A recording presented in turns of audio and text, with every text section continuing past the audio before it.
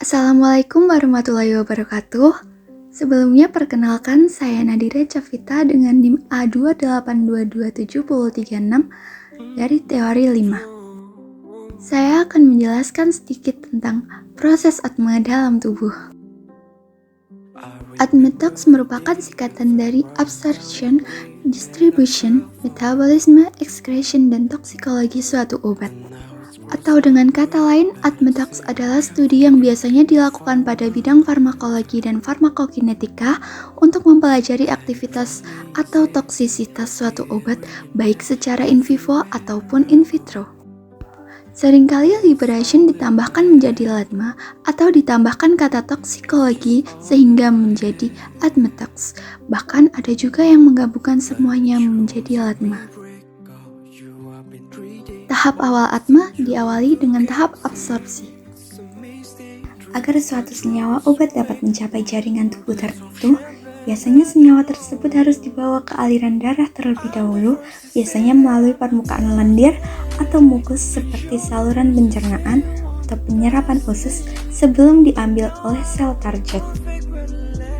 Faktor-faktor seperti kelarutan senyawa yang buruk, waktu pengosongan lambung, waktu transit usus, ketidakstabilan kimia dalam lambung, dan ketidakmampuan senyawa obat untuk menembus dinding usus semuanya dapat mengurangi sejauh mana suatu obat diserap setelah pemberian oral. Penyerapan secara kritis menentukan bioavailabilitas suatu senyawa obat. Obat-obatan yang diserap dengan buruk ketika dikonsumsi secara oral harus diberikan dengan cara yang kurang nyaman, seperti melalui intravena atau inhalasi. Rute administrasi merupakan pertimbangan penting dalam pemberian suatu senyawa. Tahap distribusi. Senyawa harus dibawa ke lokasi target biasanya melalui aliran darah.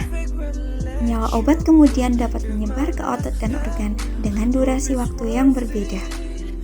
Setelah masuk ke sirkulasi sistemik, baik dengan injeksi intravaskular atau dengan penyerapan dari berbagai situs ekstraseluler, obat mengalami berbagai proses distribusi yang cenderung menurunkan konsentrasi plasma. Distribusi adalah transfer obat yang dapat dibalikan antara satu kompartemen ke kompartemen lain. Beberapa faktor yang mempengaruhi distribusi obat termasuk diantaranya adalah kecepatan aliran darah regional, ukuran molekul, polaritas, dan ikatan dengan protein serum pembentuk kompleks. Distribusi obat ini dapat menjadi masalah serius di beberapa penghalang alami seperti penghalang darah ke otak. Metabolisme. Senyawa obat mulai dipecah segera setelah memasuki tubuh. Sebagian besar metabolisme obat molekul kecil dilakukan di organ hati oleh enzim redox, disebut enzim sitokrom P450. Ketika metabolisme terjadi, senyawa awal atau induk diubah menjadi senyawa baru yang disebut dengan metabolit. Ketika metabolit inert secara farmakologis, metabolit menonaktifkan dosis yang diberikan obat induk dan ini biasanya mengurangi efek obat pada tubuh. Metabolit mungkin juga aktif secara farmakologis, kadang-kadang lebih dari obat induk.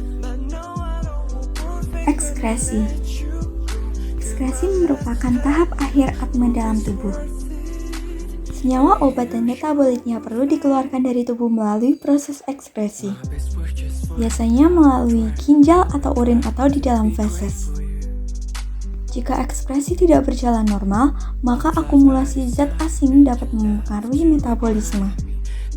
Ada 3 lokasi utama di mana ekskresi obat terjadi.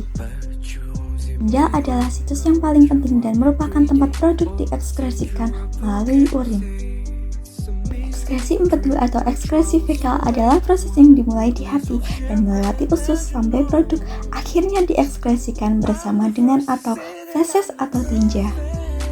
Metode ekskresi utama terakhir adalah melalui paru-paru, misalnya untuk gas anestesi. Sekian yang dapat saya sampaikan, kurang lebihnya mohon dimaafkan. Assalamualaikum warahmatullahi wabarakatuh.